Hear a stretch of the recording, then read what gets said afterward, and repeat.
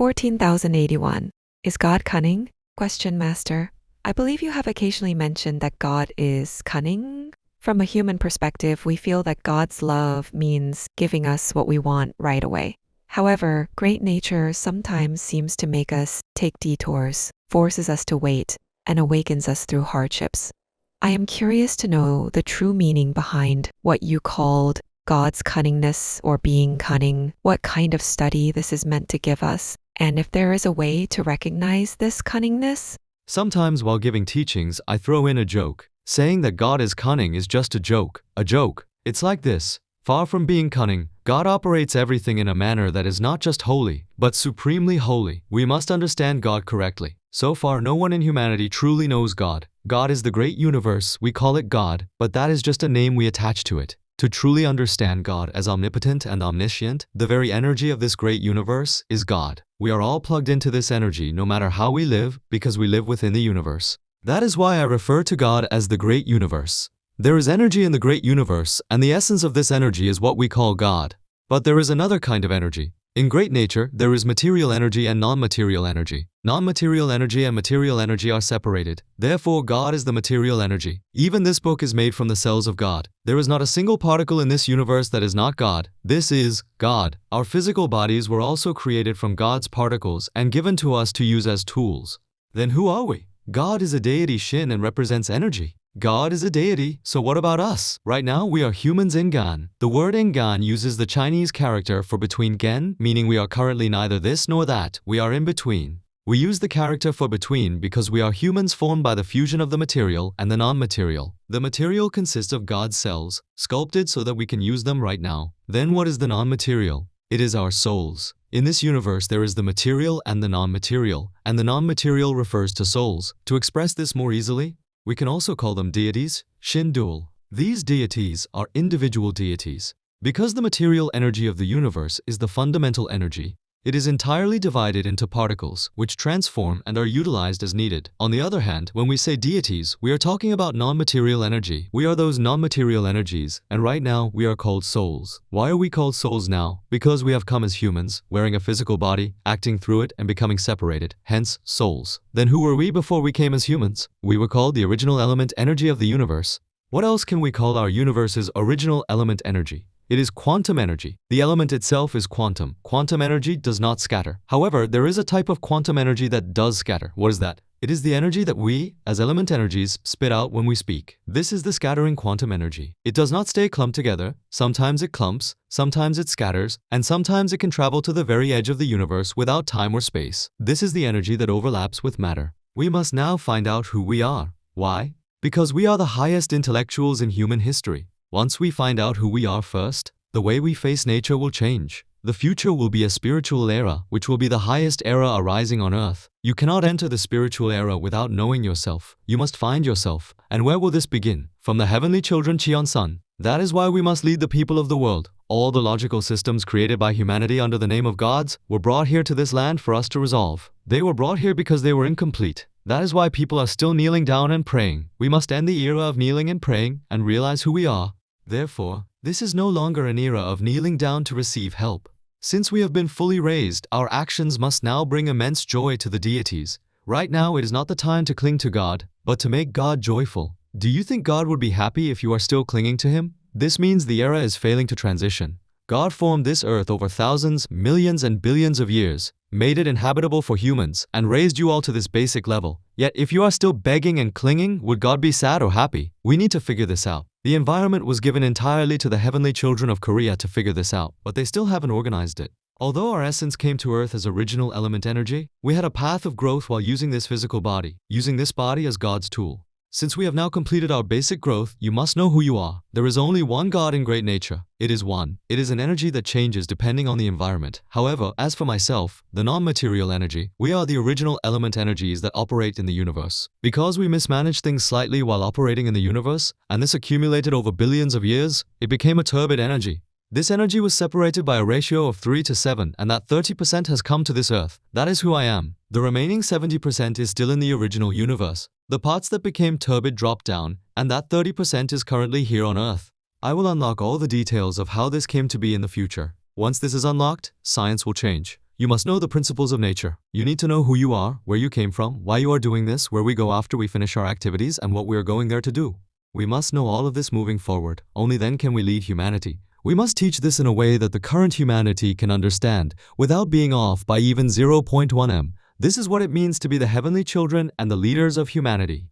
As I am trying to unpack this in a short amount of time, it might feel a bit scattered right now, but later, our researchers will gather to systematically unravel these things. We have doctors, specialists, and spiritual leaders who are currently searching for the spiritual truth. Their studies are complete, but some are driven crazy because they can't quite piece that final connection together. When these people gather, I will unlock everything so it can be fully understood, turn it into a complete work to teach our citizens, and create a system where our citizens can teach and share this with the rest of humanity. This is what we must do now. Therefore, you must realize that your essence, the original element, is a quantum energy that no one can harm. Quantum energy does not mix with matter, it overlaps with matter. That is why my soul is currently overlapping with this body. However, there is a quantum energy that cannot be separated or detached from it. This is what we call the original element energy. Furthermore, the words we produce while acting here are a form of creation. When original element energies speak, it is a creation, and this is what we call mass. I am spitting out a high mass of quantum energy. To explain this in an easier way to understand, when matter gathers, it becomes gravity. Through gravity, the sun does its job.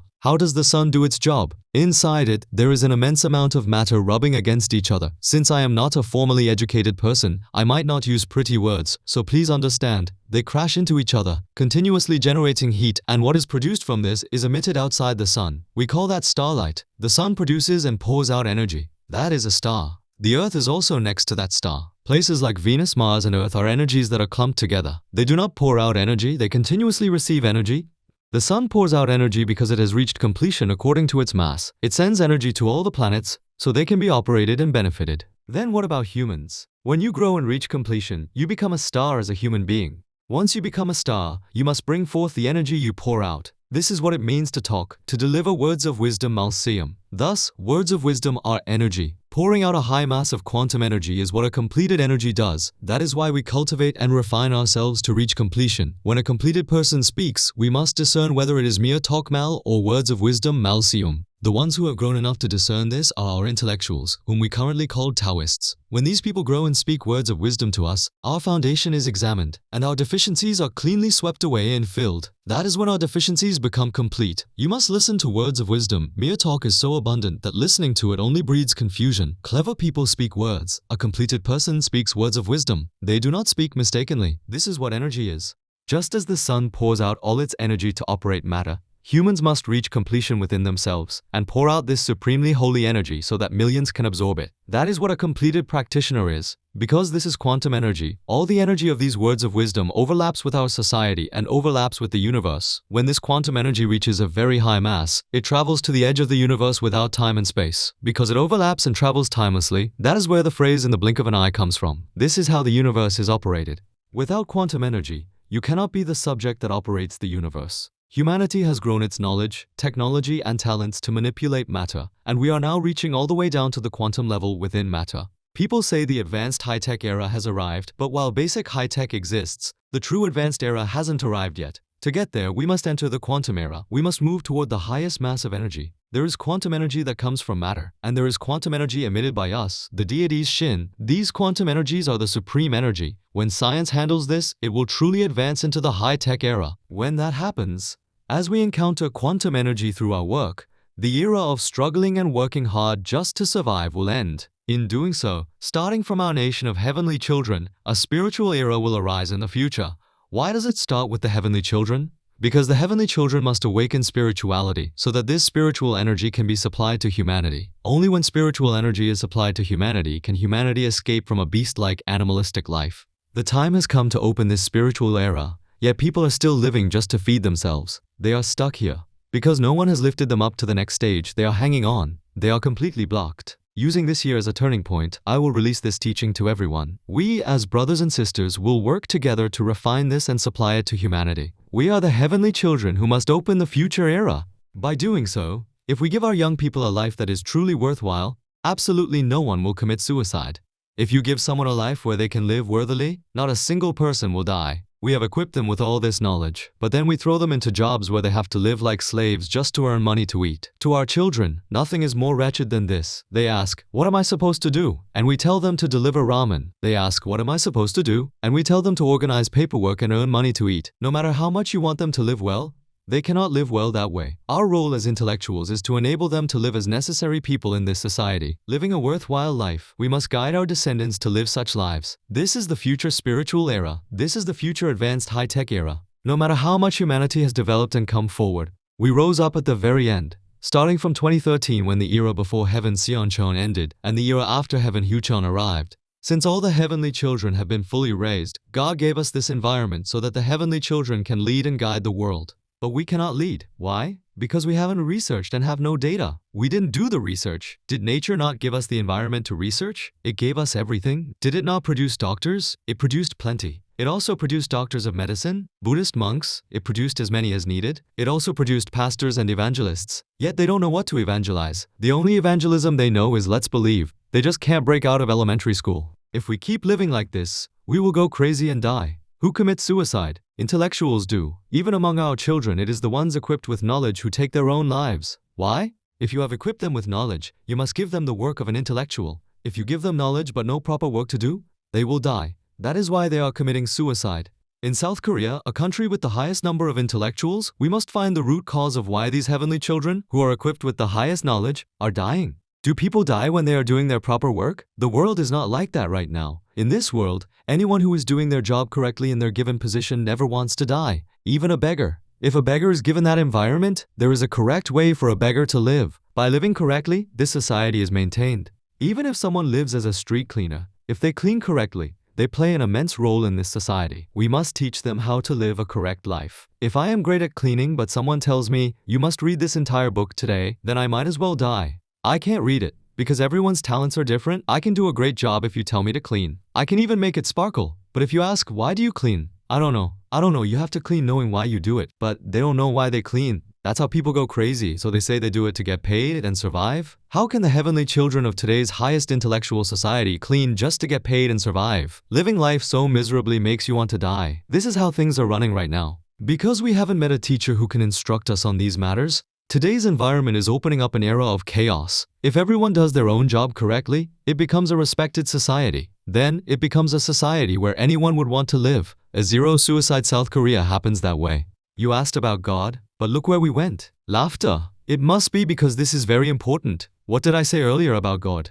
Did I say God is cunning? That was a joke. God is not cunning. God is not cunning. God is holy and holy, operating nature and pouring all of his energy into humanity to operate this world. Therefore, do not casually measure God with our own yardsticks. God is the parent of this universe and in self-existing energy, and within that energy, our non-material energies also exist. So now, we, the heavenly children, must realize this first and stop doubting. Nature does not operate with even a 0.1 error. It's just that we grew up but don't know what we are supposed to do from the position we have achieved. From now on, let's stop trying to face the world with our own biases and instead prepare to live a worthwhile life. We are going to study the deities properly now, but when you unpack all deities, what does it ultimately refer to? It refers to energies. Energy is the deity. Our non-material energy, this original element energy, is also energy. This is the deity. But because it is such a powerful element among elements, I named it and am speaking of it as quantum energy. So now, let us confidently manifest this energy to our heart's content as we live. Let's not get tied down or trapped, and let's unravel this together.